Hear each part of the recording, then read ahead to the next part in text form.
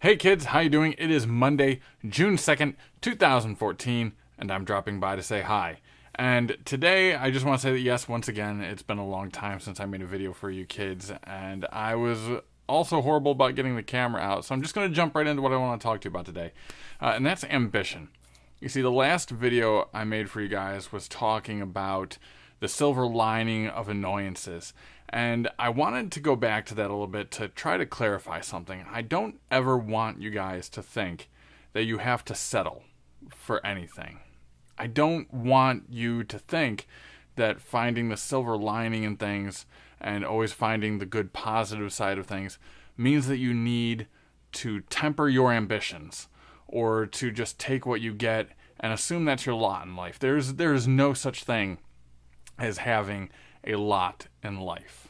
Okay, life is what you make of it, and your success is what you make of it, and only you can ultimately judge your own success. You shouldn't be comparing your level of success to someone else's, or your level of happiness, and all these other things that we really need to talk about and we really need to get into.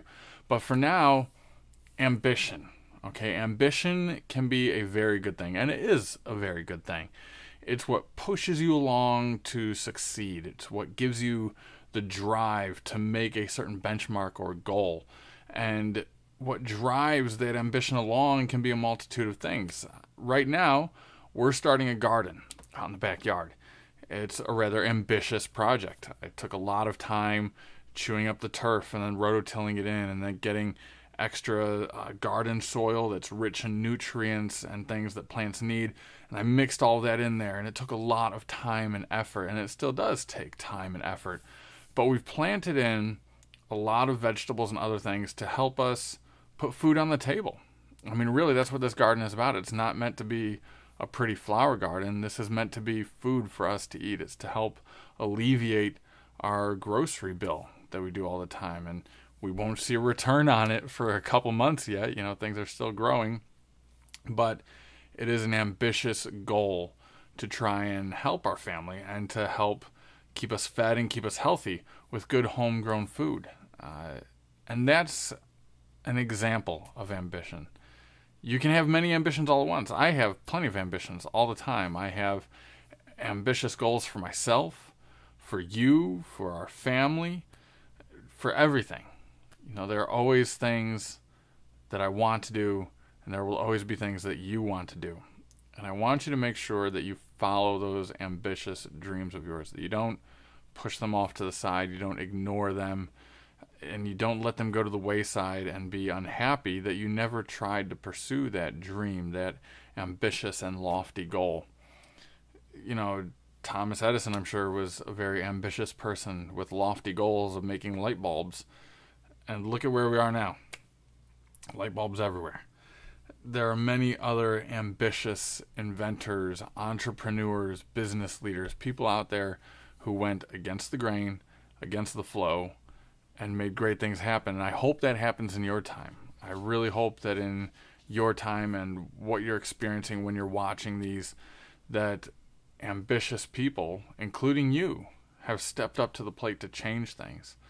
And things will always need to be changed. You know, I will, in my old age, at one point, reference how it used to be and how it ought to be and back in my day and all these other things. I do it now.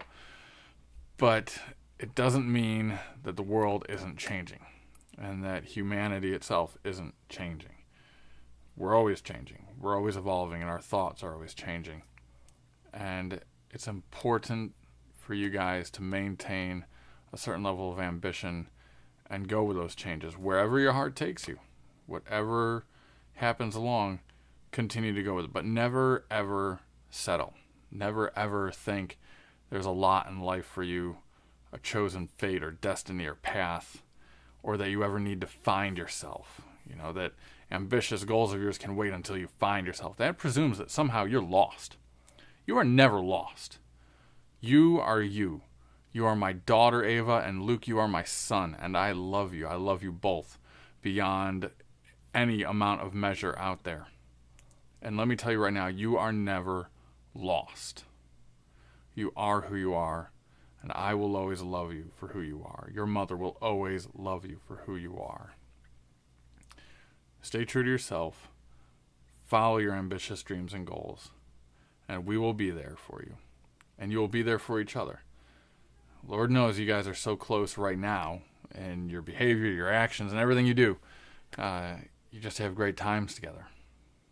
And I hope you maintain that and you keep it going and you stay very ambitious.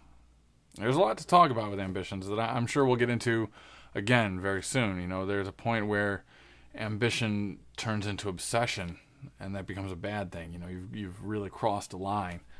But ambitious goals are good, provided you have the right intentions in mind.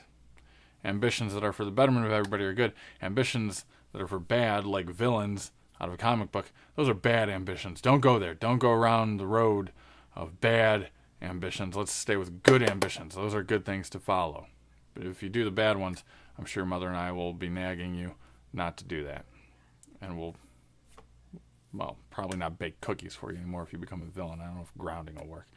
Anyway, I love you guys a lot, and I want you to maintain positive, ambitious goals and never settle and always pursue your dreams. But now, music choice.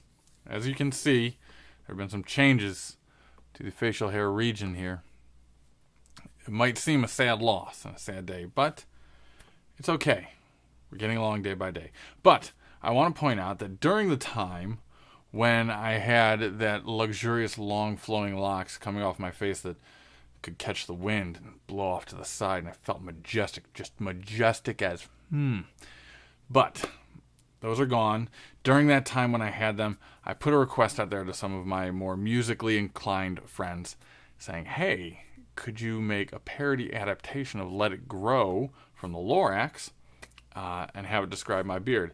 And one person stepped up to the plate in the most amazing and fantastic possible fashion, and that is once again the ever illustrious Mr. Dave Ottavino. And this is his song for you right here, Let It Grow, in reference to my beard, which I also loved. Luke, you love to rub your face in it. Ava, you were on my side if I decided to give you, you know, hugs and kisses, and you definitely went your mother's side in hating the beard if there was cookies present or chocolates present. Your mother absolutely hated that thing. She hated it. There's no way to sugarcoat that. She hated that beard. But Let It Grow by Mr. Ottavino. But that's all I've got for now. I love you both so very much, and I will talk to you again soon. My name is Matt, my beard's obscene, the thickest curls you've ever seen, and my mugshot looks like Wolverine, but I say let it grow. My wife is mad, we have not kissed since July 2006, and she thinks my neck is a home for ticks, but I say let it grow, let it grow, let it grow. A warmer face you'll never know. So chuck your razor in the bin, scour the dishes with your chin. I hear the homeless look is in, so we say let it grow.